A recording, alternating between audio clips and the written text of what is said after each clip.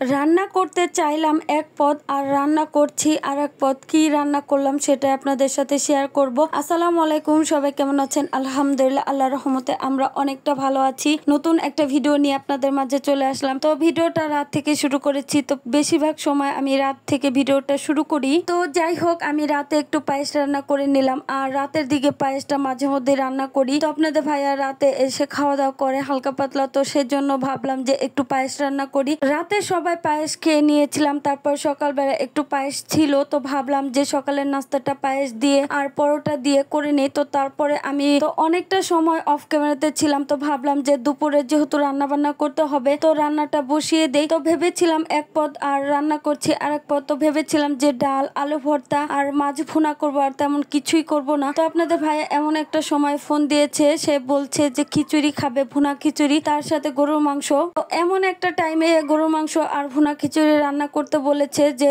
আমি এই দুইটা পদ রান্না করে উঠতে পারবো না, যেহেতু গ্যাস একদমই থাকে না। তো যতটুক থাকে আর কি দুপুরের রান্নাটা কোনো রকম হয়ে যায়। তো যাই হোক, তো এদিকে দুপুরে রান্না করার জন্য হাতে তেমন একটা সময় নেই। তো 11:30 বেজে গিয়েছে। তো আমি আগে থেকে 2 পাতিলা গরম পানি করে রেখেছিলাম। তো ভেবেছিলাম যে ডাল, আলু ভর্তা রান্না করব, তো এগুলো একটু আগে থেকেই সেদ্ধ করে রাখি। তো ডালটা আমি অফ ক্যামেরাতে বসিয়ে দিয়েছিলাম। তো তখনই আপনাদের ভাইয়া আর কি কিছুক্ষণ পর আমাকে ফোন দিয়ে বলছে সে ভুনা খিচুড়ি খাবে। তো গরুর মাংসের কথা বলেছিল, তো তাকে আমি বললাম যে এখন একদমই সময় নেই, গরুর মাংস রান্না করা হবে না, বা এতটুক সময় তোর গরুর মাংস রান্না করে দুপুরে খেতে দিতে পারবো না। তো যাই হোক, শর্টকাটে কি রান্না করবো সেটা জিজ্ঞাসা করে নিলাম। তো সে বলছিল যে একটু ডিম ভুনা করার জন্য, সাথে হলো বেগুন ভর্তা। তো বেগুনটা ভেজে তারপর ভর্তা করতে বলেছে, তো আমি সেই ঠিক মতো করছিলাম। তো তার ফাঁকে আমি বললাম যে একটু ডালের বড়া করি, তাহলে খেতে আরো একটু ভালো লাগবে। তো আপনাদের ভাই আবার আরেকটা কথা বলেছিল যে আজকে আমাদের একটা ভাইগনা আর কি দুপুরে খাবে। তো সেই কথা বলার সাথে সাথে আমি ঝটপট করে আরো কাজগুলো করছিলাম, যেহেতু